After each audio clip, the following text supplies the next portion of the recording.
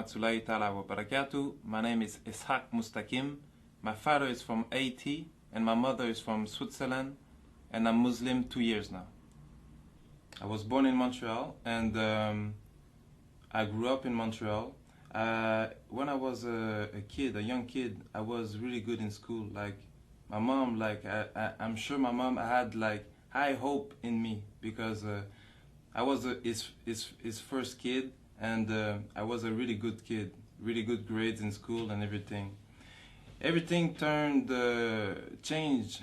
Well, I was at the age like 14 years old. I started looking like the other kids in school, and I saw them like I saw the kids that were like taking drug and drinking alcohol and going out with girls. I saw them like more happy than the other kids, so I started to wanted to be with them and try that stuff. So that's what I did, and hanging out with bad people end up to giving us like bad habits. So at the age of 15, I was so bad that they put me in like a juvenile jail.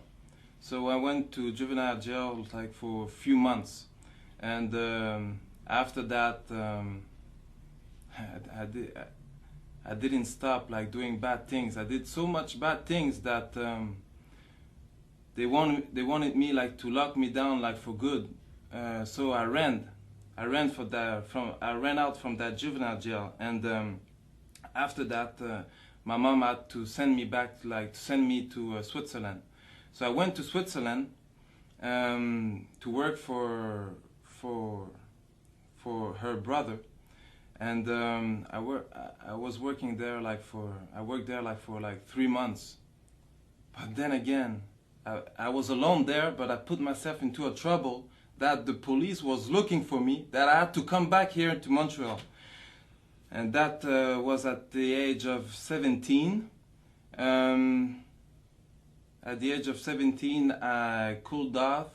I stopped doing like bad things a little bit because I was saying to myself like soon I will be 18, and soon like if I get caught I will go to jail.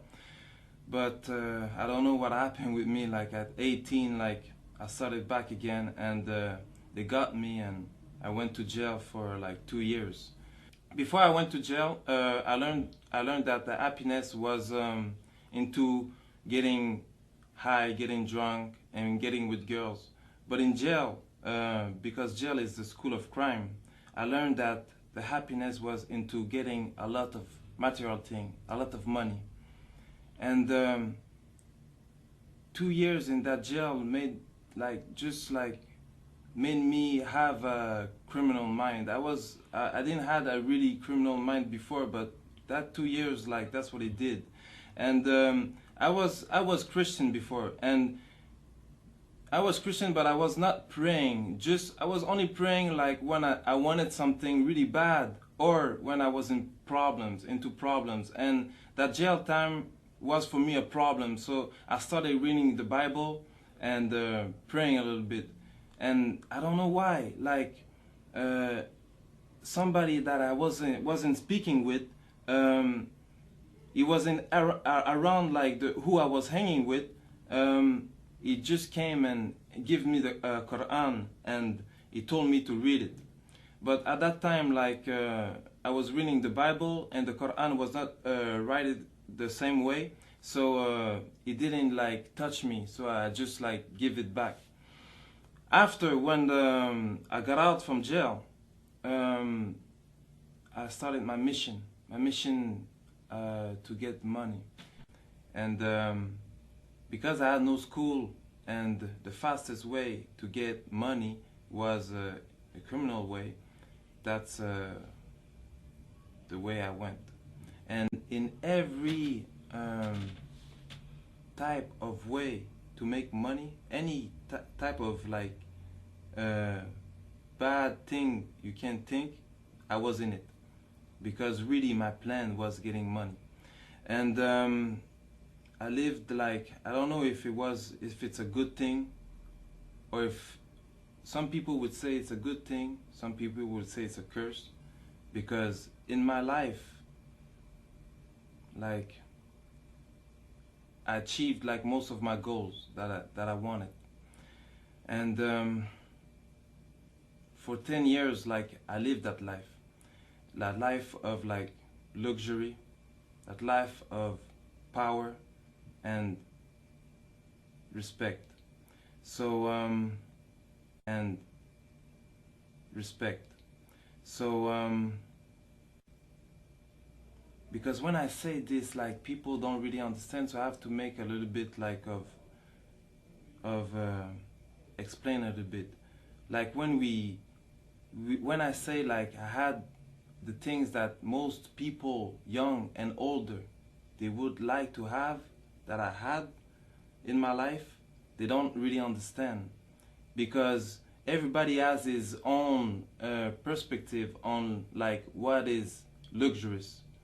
So when we're talking about cars, Benzes, I had a few, BMW, Porsche, Viper, Hummer, Jaguar, Cadillac, like most of all the brands, like the big brands, that's the car that I had.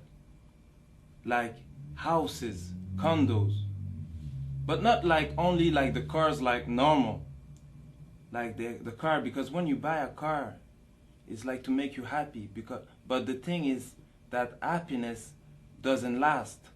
So right after, nothing else to do. So you buy another car. Me at one time, like, had like 2 cars, and I was renting out like other cars just to have another change, because like I was bored. I had a house and I was living in hotel suites.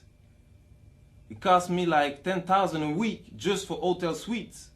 So the clothes, like just the clothing, like because like when you have money, like even the money like change your style a little bit. Because before I was like I was dressing like everybody, but after that I had to like buy suits, you know, like $3,000-4,000 suits, you know. And I had like me, I was not really the type that was going like into clubs and partying. I didn't really like that. What I liked it more was really, because really I was on a mission, I really liked it more like staying home, counting money, planning for other plans, you know. That was the type of person I was. I was a person that really liked like to enjoy a good meal. So that's what I liked it most. Every day going to big restaurant, like the biggest restaurant of the cities, and eating on floors that most of you will never see, like floors that are not open to the public. And I lived like a millionaire life for like 10 years. But at the end, because all that doesn't come from nothing, you have to work a lot. And at the end, I was questioning myself, like, because when you have all that, and I didn't find the happiness, like, and I'm thinking, like, I'm not happy. Even if I drink the best of the alcohol, I'm not happy. So I was questioning myself, like, really badly. And it's then when sometime, like, you go into, like, little, like, what we can call, like, depression. Because you're questioning yourself so much. And while I was, like, doing my life, I met up with a woman, and that woman, she was Muslim, and her mom, she told me that I should look up into Islam. And it's then that I started doing my own research.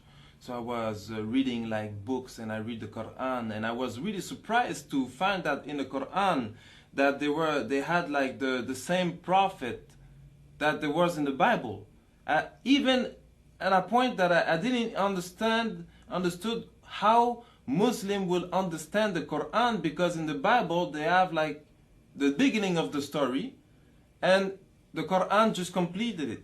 So and I started to do my own research, like even like a lot I was researching, and the only problem that I end up having is like that, because as a Christian you have to believe that Jesus is the Son of God, and if you don't believe this you go to hell, and if you believe it you go to paradise. And I didn't want it to go to hell for nothing. Like it had to be the true religion, so I had to really make some research. And alhamdulillah, I found that Islam was the truth, and I made my shahada. So right after I took my shahada, 3 days after, my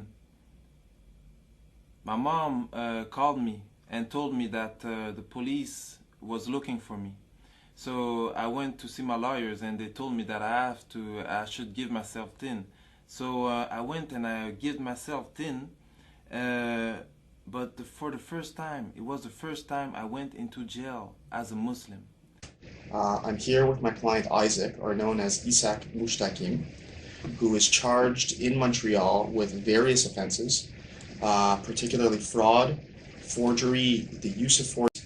This individual has completely changed himself. He is no longer the person that he was when he was younger. He's married. He had a tough life. I mean, he grew up on the street. He grew up a life of crime and violence. That's no longer the person he is. He's married. He's a contributing member of society. He has a stable job. We have letters of recommendation from his employers. He's found religion. He's converted to Islam. And these are all signs of someone that has seen the process, seen that crime is not a life that he has chosen, and he has clearly indicated that he wants to be a contributing member of society, and that